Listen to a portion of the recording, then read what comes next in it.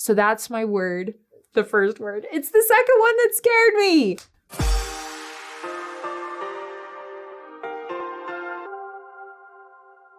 Hello and welcome to the middle and Happy New Year. It is 2021 and we are excited about this new year here on the middle, the conversations that we're going to have and the things we're going to learn together. I wanted to start out this new year with a little message about what I do and what has been helpful, and maybe it will be helpful for you.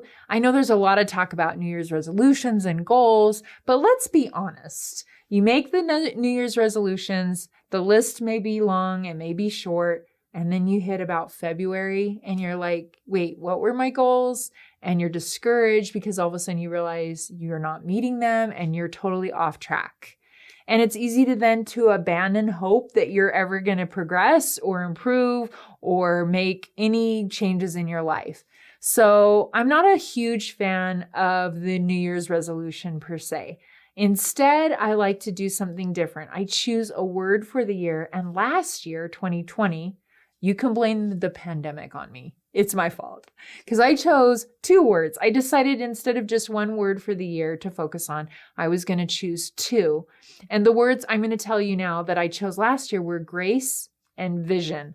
Little did I know that I was going to need grace. We were all going to need so much grace to maneuver through 2020 and all the changes. Vision, I feel like I was grappling with understanding what God wanted for me, what decisions I needed to make. I felt like I was in a lot of transition. Maybe you felt the same. But what I love about words versus specific New Year's resolutions is that I use the words to help me create smaller goals. They become compasses to help me know what direction to head into. And so they kind of become a litmus test. If I'm going to work on a project, if I'm invited to do something, if I'm trying to make some decisions, I go back to my words and I decide, are they heading me in the direction of the words last year, grace, more grace in my life, or clearer vision in my life? And I find it really helpful.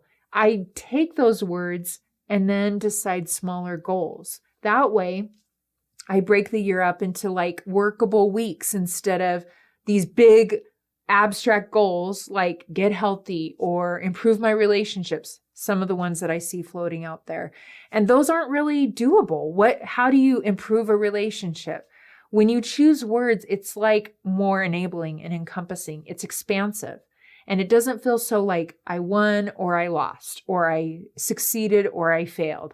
It allows me to struggle, to fail, to set smaller goals that maybe reach where my life is at the time. Think about it. We come up with these goals in January, and who knows that in March of last year, we were going to have a pandemic. And all of a sudden, your career looks different. Your schooling looks different. Your relationships look different because everything changed. If you have words to guide you, they are more adaptable for whatever might be happening in the world or in your life. The other thing I really love about words is that they tend to choose me. I don't choose them. So if you're watching this and you're not like really into the goal thing, the New Year's resolution thing, you've never even chosen a word for the year, and maybe you don't want to do 2. I like 2 because I can get a little OCD and perfectionistic, and 2 words keep me a little more balanced. Then what I love about words is there are a ton of lists. If you go on Pinterest, if you Google value words, lists are really helpful. And sometimes you can pick lists that have 500 words or 100 words, and maybe that's overwhelming to you. I don't get too like high intense about it. The first time I sit down to consider my word for the year or my words for the year, I just go through the list and I start circling what jumps out, what I like. And then I try to narrow it down to 5. And then I kind of live with those 5 words for a week or so. And it's just kind of like, have you ever bought a car and then after you buy that specific make and model and color, you start to see that car everywhere? That's kind of what happens with words. I chose some words this year. I'm going to hold them private right now, but maybe I'll share later because at first they kind of have to just be for me because I'm getting used to them. But if I'm struggling with a word with one of my words this year, I have kind of struggled. I didn't really want to commit to it. The first one was easy. My second one, I was on the fence about a little bit. And I sat with it for a few days and I kind of talked to some of my trusted friends. Hey, if I say this word, what does it feel to you? What comes to mind? What do you think about when I say this word? And it was really helpful because this one that I wasn't ready to commit on, I talked to two of my faith friends and they helped me reframe it. And I decided, okay, that's what I want to cultivate in my life. So I would love to see in the comments what some of your word choices might be. Okay, I'm going to tell you because, that's what I'm about. Jake is like, are you not going to tell? I'm going to tell. Okay, but literally, I was scared by my words. The first one was love. It sounds cheesy. It's more than just relationships. I've decided I need to foster love in everything that I'm doing. I'm turning 50 this year, and I've decided I really want to use that as a compass. If I'm going to say yes to something, does it feel like it fosters love in me? Like, does my heart light up? I also want to use it for my reactions to things. Like, am I reacting from a place of love or from fear? So that's my word, the first word. It's the second one that scared me.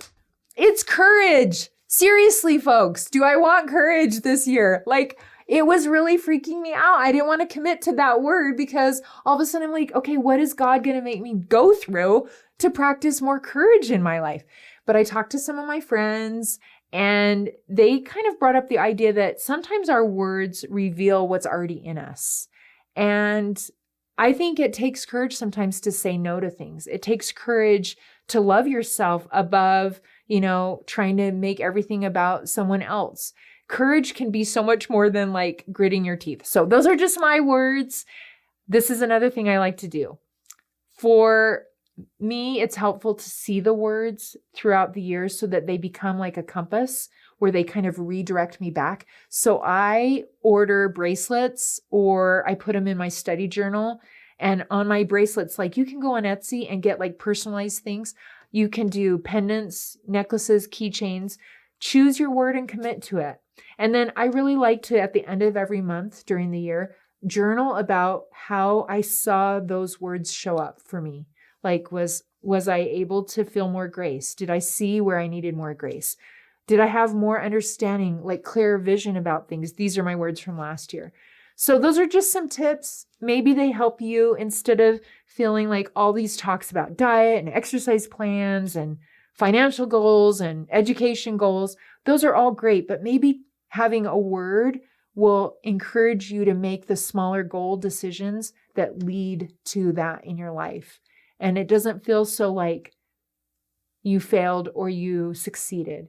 And I think it's super helpful so that if you hit St. Patrick's Day and you're like, I can't even remember what I was going to do this year, you can go back to it. It's not such an open or closed thing like sometimes we are with goals.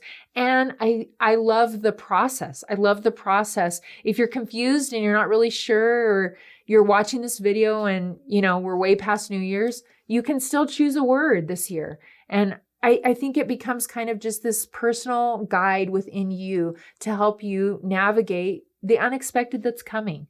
And I don't know, maybe I'm going to regret love and courage, but I'm hoping by the end of this year, I'm going to see where I fostered more love in my life. I made decisions from a place of love, and hopefully I feel more courageous. I don't know. I think 50 is about some of that. A little bit of just like I'm choosing what I want to do, and there's no fear or pressure or expectation that I kind of know myself. That's kind of what I'm going for. I hope courage doesn't mean something bigger. I may be back on taping part 2 of Choose Your Words Wisely for the year because I regret it. But I would love to see what your words are. If you're watching this video on a platform where you can comment, I would love to see what your words are. If you want to share with us, if you want to keep them private, kind of like what I was feeling, they feel really personal at first. And then, then I put it on jewelry and everyone knows by the end of the year. So I'm excited to do this year with you. I'm excited to have conversations on the yellow couch with our guests.